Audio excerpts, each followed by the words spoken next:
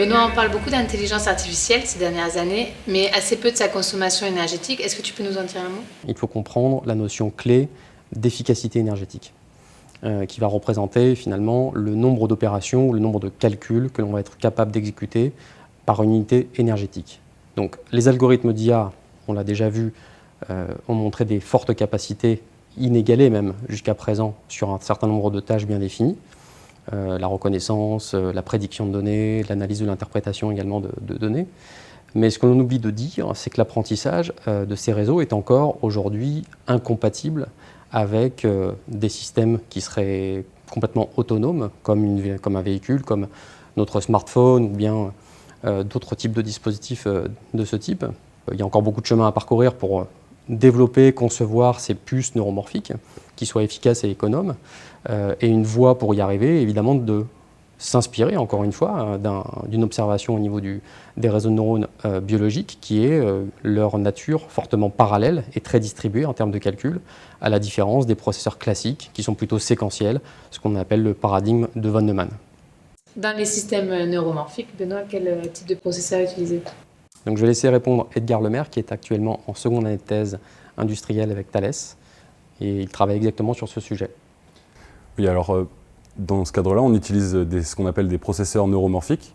Donc ce sont des processeurs qui sont dédiés exclusivement à l'exécution des réseaux de neurones artificiels, contrairement par exemple aux processeurs qu'on trouve dans un ordinateur familial ou un téléphone qui sont génériques et qui vont être adaptés à une grande variété de tâches. Et contrairement à cela, les processeurs neuromorphiques sont spécialisés, c'est-à-dire qu'ils vont effectuer une seule tâche, mais ils vont le faire très bien et ils vont utiliser les ressources à leur disposition de façon optimale, ce qui va permettre donc du coup d'économiser de l'énergie et de viser des cibles comme les objets connectés qui ont un apport en énergie très faible. Finalement, de quoi dépend la consommation énergétique des accélérateurs?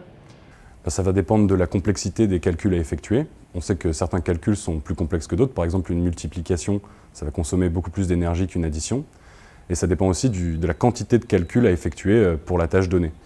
Dans le cas d'un réseau de neurones, ça correspond à la fonction d'activation du neurone, donc à l'opération qui est effectuée au sein du neurone, ainsi qu'à l'activité du réseau, c'est-à-dire au nombre de neurones qui vont être actifs simultanément au cours de l'exécution.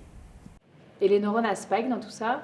Bien justement, c'est là que les réseaux de neurones à spike prennent tout leur sens, puisque les calculs qui sont effectués au sein des neurones sont très simples. Là où des réseaux de neurones classiques utilisent des multiplications, les réseaux de neurones à spike utilisent des additions. Et en plus, les réseaux de neurones à spike fonctionnent selon ce qu'on appelle un paradigme événementiel, c'est-à-dire que les neurones ne sont activés que lorsqu'ils sont stimulés, contrairement au réseau de neurones classique, dans lequel tous les neurones sont activés indépendamment des activités en entrée.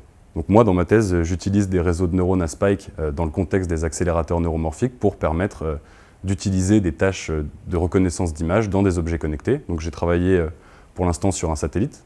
On a développé une architecture de calcul qui permet de reconnaître des nuages sur des images afin de présélectionner quelles images vont être exploitables ou non. Donc les images exploitables sont celles qui sont claires et les images non exploitables, celles qui présentent des nuages, afin d'éviter de saturer le canal de communication Terre-satellite avec des images non exploitables. Donc cette architecture va permettre directement en vol de trier ces données, et ce pour un coût moindre que si on avait utilisé des processeurs classiques ou des réseaux de neurones classiques. Donc voilà, ça a été embarqué à bord d'un satellite qui est aujourd'hui en orbite.